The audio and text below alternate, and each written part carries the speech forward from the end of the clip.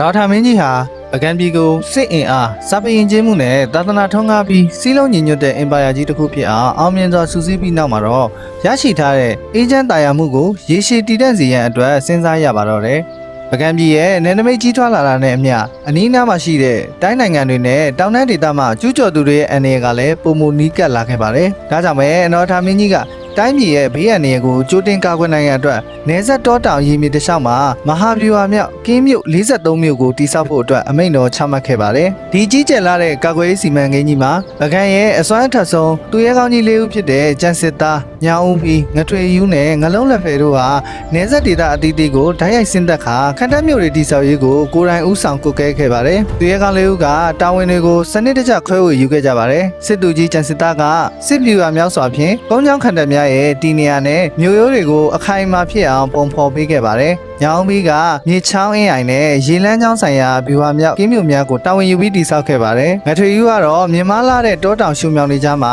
ရန်သူတွေလုံးဝမသိနိုင်တဲ့ကင်းထောက်ခန္ဓာမြို့များနဲ့ပျောက်ကြားစခန်းများကိုအကောင့်ထဲဖော်ခဲ့ပါတယ်။ခန္ဓာကိုယ်အင်အားတောင်တင်းလာတဲ့ငလုံးလက်ဖက်ကတော့ကင်းမြို့တွေရဲ့အခြေခံအုတ်မြစ်တွေကိုအခိုင်အမာဆုံးဖြစ်အောင်ဆောင်ရွက်ပေးခဲ့ပါတယ်။ဒီကင်းမြို့43မြို့ဟာပကံပြည်ရဲ့နယ်စပ်တစ်လျှောက်မှာဟောက်ထွင်းရခတ်တဲ့တမဏိတိုင်းကြီးတပွဲဖြစ်လာခဲ့ပြီးတော့ရန်သူတွေကိုပကံပြည်ပေါ်သို့ချေမချနိုင်အောင်ဟန်တားပေးနိုင်ခဲ့ပါတယ်။သူရဲကောင်း၄ဦးနဲ့နော်ထာမင်းကြီးရဲ့အမျှော်မြင်ကြီးမှုကြောင့်ပကံပြည်ဟာစီးရဲအရလုံးဝစိတ်ချရတဲ့အခြေအနေသို့ရောက်ရှိလာခဲ့ပါတယ်။တိုင်းပြည်ကာကွယ်ရေးနဲ့စီးရဲအရစိတ်ချရပြီးနောက်မှာတော့နော်ထာမင်းကြီးဟာဟန်တာရီပြည်ကိုတန်တမန်နေစေလွှတ်ရန်ပြင်ဆင်มาတော့တယ်။ဒီတန်တမန်ခီးစဉ်ကနေပကံပြည်ကိုတစ်စီချိုးပြောင်းလဲစေမယ်အဖြစ်အပျက်တွေဖြစ်လာခဲ့ပါတယ်။ဒီအကြောင်းကဘာဖြစ်မလဲဆိုတာကိုတော့နောက်တစ်ပိုင်းမှာစောင့်မျှော်ကြည့်ရှုပေးကြပါအောင်ခင်ဗျာ။